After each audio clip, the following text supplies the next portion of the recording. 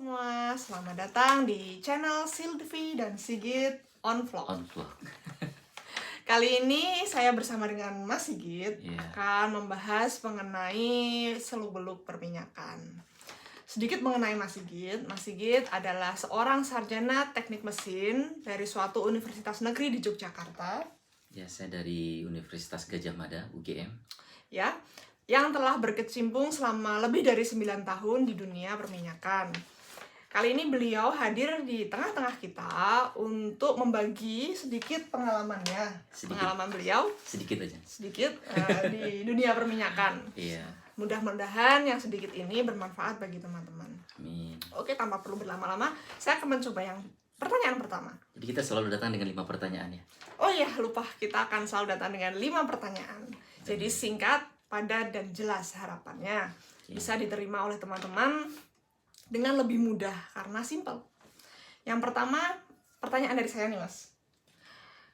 Apa nih jurusan Mas Sigit? Padahal tadi udah disebut ya sedikit. Tapi bisa lebih panjang mungkin. Apa jurusannya, Mas? Oh, baik. Jurusannya itu teknik mesin. Ya, teknik mesin. Ada yang juga mengatakan mechanical gitu ya. Di Universitas Gadjah Mada di Yogyakarta. Itu jurusan saya. Mungkin Mbak akan bertanya di pertanyaan pertama itu, jurusannya itu kok bisa masuk perminyakan gitu. Oh iya, kenapa jurusannya bisa masuk perminyakan? Apakah memang di perminyakan itu ada banyak jurusan mesin, atau karena setahu saya yang beredar di masyarakat bahwa di perminyakan itu memang hanya teknik perminyakan kan? Oh enggak. Yang pasti di dunia perminyakan itu adalah teknik perminyakan, itu pasti. Dan ada juga di luar teknik perminyakan itu bisa dikatakan hampir semua jurusan yang ada di fakultas teknik ya teman-teman. Ini lebih pada adik-adik yang memilih jurusan ya, adik-adik SMA yang memilih jurusan. Tambahan informasi bahwa hampir semua jurusan yang ada di fakultas teknik itu bisa mempunyai kesempatan besar bekerja di dunia perminyakan. Begitu seperti saya, kalau saya pribadi teknik mesin, kenapa bisa bekerja di dunia perminyakan? Memang karena peluang itu ada, opportunity itu ada, dan di sana kita punya banyak pekerjaan dengan background teknik mesin. Jadi memang di perminyakan itu ada banyak jurusan selain hanya teknik perminyakan, salah satunya adalah teknik mesin. Ya, yang pasti teknik perminyakan, kemudian jurusan fakultas lain seperti perminyakan itu teknik juga ya, teknik perminyakan. Jurusan lain di fakultas teknik juga seperti teknik kimia itu keren. Kemudian sipil? Ada juga yang keren banyak sekali seperti sipil, teknik mesin, teknik elektro, banyak. Hampir semua jurusan yang ada di teknik perminyakan. Jadi bagi teman-teman yang senang dengan dunia perminyakan, banyak sekali peluang, banyak sekali jurusan yang bisa mengantarkan kita ke dunia pekerjaan ini begitu. Wah, menarik sekali ya. Jadi kita ternyata banyak jurusan di fakultas teknik, maupun juga tidak terbatas hanya teknik mungkin. Ya, ada banyak di luar teknik juga banyak. Jadi akan sangat bermanfaat jika teman-teman di luar dari jurusan teknik mesin maupun teknik perminyakan bisa bergabung untuk di channel ini. Kemudian pertanyaan kedua, kapan nih Mas Sigit masuk ke dunia perminyakan?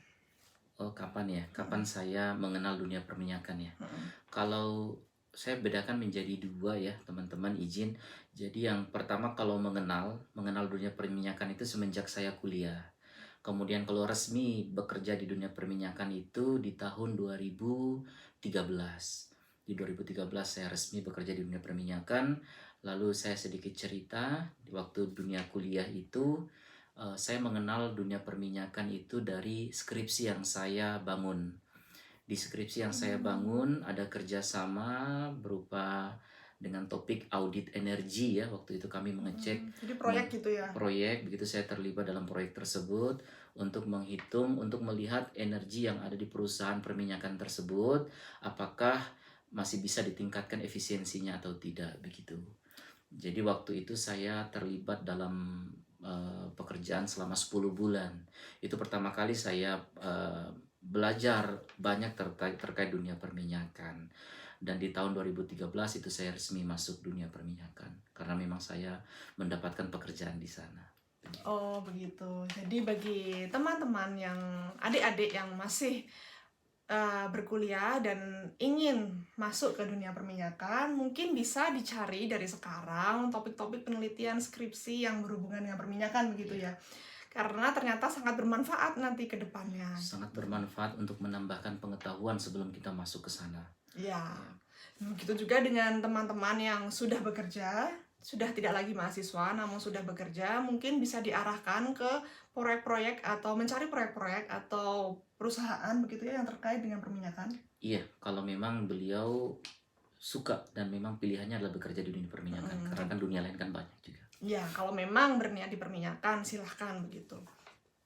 Lalu yang ketiga, bagaimana caranya masuk dunia perminyakan berdasarkan pengalaman Mas Sigit aja nih?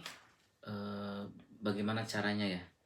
Saya yakin sekali bahwa cara untuk masuk ke dunia perminyakan itu sangat banyak. Ya. Sehingga saya izin untuk menceritakan pengalaman pribadi saya gitu ya. Pengalaman pribadi saya yang saya lihat adalah yang pertama, hal terpenting adalah membangun rasa suka.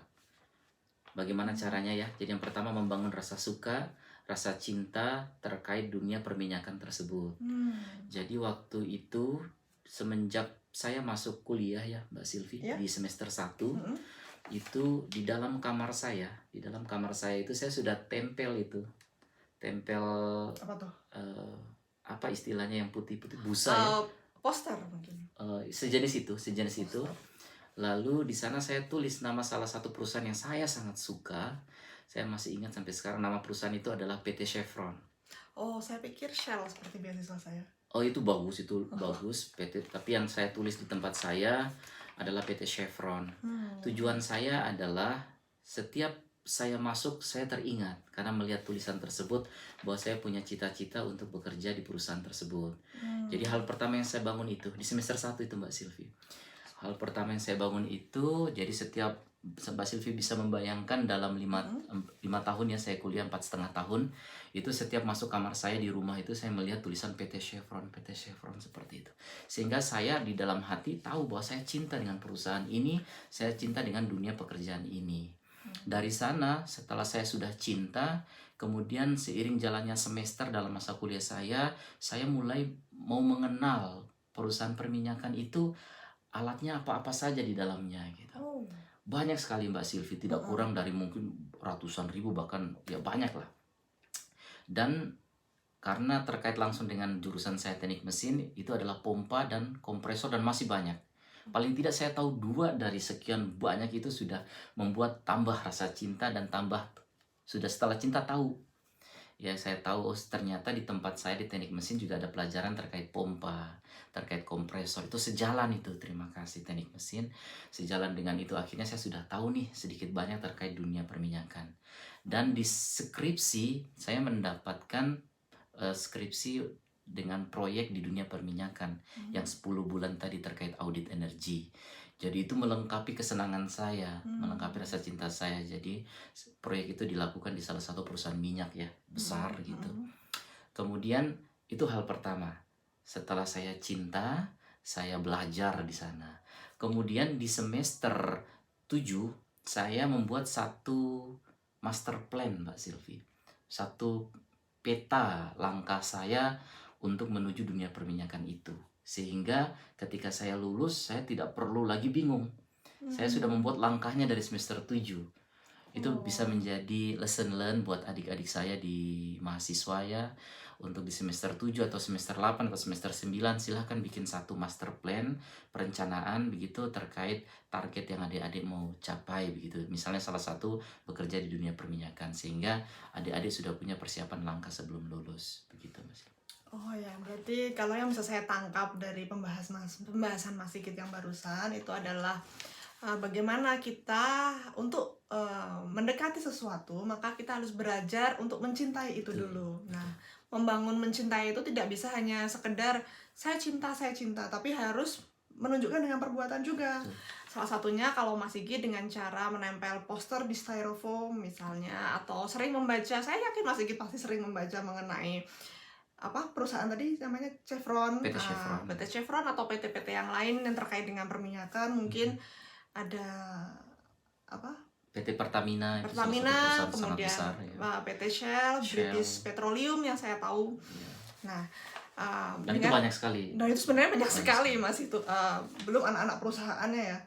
Ya, yang saya tahu yang perusahaan-perusahaan itu Perusahaan banyak itu sekali. Ya, jadi tak kenal maka tak sayang itu sangat berlaku sekali pada inti pertanyaan nomor 3 ini. Ya. Kemudian tadi Mas Sigit sepertinya menjelaskan mengenai master plan ya. Oh, master plan ya. Nah, saya masih nggak ngerti nih master plan itu apa gitu. Jadi apa yang perlu disiapkan dari master plan yang Mas Sigit sempat singgung tadi gitu. Karena sepertinya master plan ini adalah hal yang sangat penting untuk disiapkan.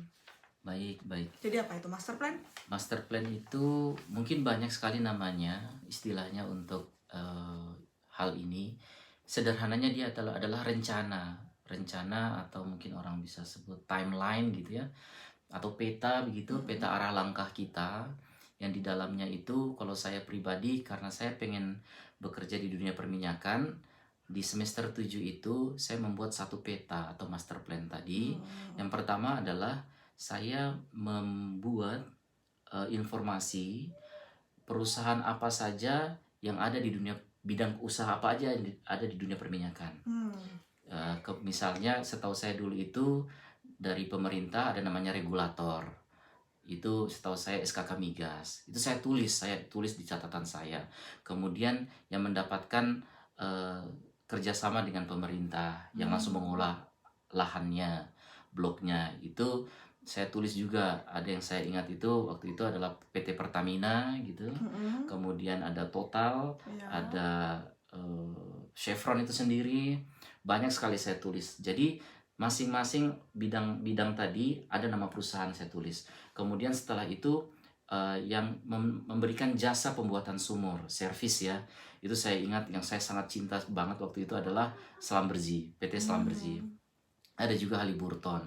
Kemudian saya ingat juga setelah yang tadi regulator, regulator, kemudian yang mengolah lahan, area operasi, kemudian yang jasa di sumur, servis tadi, pembuatan sumur itu, kemudian yang membuat fasilitas. Perpipaan, fasilitas pengolahan minyak tadi itu mungkin sebutannya perusahaan yang bergerak di bidang EPC ya, Engineering, Procurement and Construction ya. Jadi masing-masing dari bidang tadi itu saya tulis nama perusahaannya, sehingga saya semakin kenal dan ketika nanti mengirimkan lamaran kerja saya sudah tahu perusahaan-perusahaan tadi, tidak perlu mencari lagi karena ketika lulus mencari lagi itu butuh waktu. Itu hal pertama. Hal kedua, setelah saya tahu listnya tadi, kemudian saya cari tahu informasi di internet karena di zaman saya internet sudah sangat banyak, mudah diakses gitu ya. Saya cari tahu informasi perusahaan-perusahaan tadi. Kemudian setelah itu saya membangun skripsi yang berkaitan dengan perminyakan. Dan saya mendapatkan kesempatan 10 bulan tadi itu. Sehingga dari situ saya punya cinta, punya rasa, punya peta yang jelas. Dan waktu saya lulus tidak ada 1 bulan dari saya lulus saya langsung mendapatkan pekerjaan di bidang batubara yang saya juga suka sekali di batubara ya. Kemudian karena alasan mendekat ke orang tua, waktu itu saya pindah ke Jakarta di salah satu perusahaan perminyakan yang bergerak di dunia perminyakan. Itu yang saya bilang ke Mbak Silvi tadi, saya resmi masuk dunia perminyakan itu 2013. Itu pada tahun 2013 saya masuk di dunia perminyakan itu di perusahaan EPC, Engineering, Procurement and Construction. Jadi mereka mendesain fasilitas, membangun engineeringnya, kemudian mereka memasang, ya, mereka mengadakan peralatannya dan memasang gitu. Jadi memang harus ada peta yang jelas supaya langkah-langkah kita sebagai mahasiswa ke target kita, misalnya kalau targetnya dunia perminyakan itu ini bisa kita terarah begitu. Begitu ya. Jadi penjelasan yang panjang ini kita dan sehingga Mbak Silvi cerita yang luar biasa yang bagi saya menarik adalah ternyata 2013 maaf saya tadi di dunia perminyakan itu EPC itu 2012 mohon maaf 2012 itu saya di EPC. Kemudian di 2013 teman-teman ingat tadi di kamar saya di semester 1 menyatakan saya pengen masuk PT Chevron, ada tulisan di kamar. Di 2013 saya berhasil masuk PT Chevron di hari ulang tahun saya di jam 11 malam. Wah, selamat ya kalau begitu. Lalu yang kelima, kita pertanyaan terakhir. Yang kelima adalah jelaskan dong sedikit tentang apa itu onshore dan apa itu offshore. Oh iya, makasih. sedikit aja ya, karena ini untuk adik-adik saya, rekan-rekan saya yang mungkin melihat perminyakan itu kok dilepas pantai, itu keren banget. Tapi perminyakan juga ada yang di onshore. Jadi yang dilepas pantai itu, yang di laut itu namanya offshore, itu keren banget. Kemudian ada juga yang di onshore, onshore itu di darat begitu Mas Silvi. Letak operasinya begitu. Tapi dua-duanya keren. Bagi teman-teman yang cinta perminyakan, dua-duanya keren. Berarti itu hanya masalah perbedaan lokasi ya? Itu adalah sebutan untuk yang kalau onshore adalah yang operasinya di darat, kemudian yang offshore adalah operasinya di laut, di laut ya. Oh begitu. Jadi itu kita sedikit mengenai apa itu terminologi, pengertian dari offshore dan onshore, barangkali sedikit aja perkenalan, barangkali itu memberikan tambahan informasi mau pengetahuan bagi teman-teman semua. Nah, kita udah sampai di penghujung 5 pertanyaan. Mungkin sekian dulu dari kami. Selanjutnya akan kami bahas, tergantung siapa tahu ada yang mau berkomentar di kolom komentar mengenai apa yang harus baiknya kami bahas mengenai dunia perminyakan bersama Mas Sigit yang sudah berpengalaman lebih dari 9 tahun di dunia perminyakan. Jadi pengalamannya itu siapa tahu bisa saya share walaupun sedikit kepada adik-adik rekan yang membutuhkan informasi itu. Nah, begitu. Sekian Mas Sigit, terima kasih atas kehadirannya. Semoga di lain waktu kita bisa membicarakan hal yang sama terkait perminyakan. Semoga bermanfaat, semoga sehat selalu. Bye.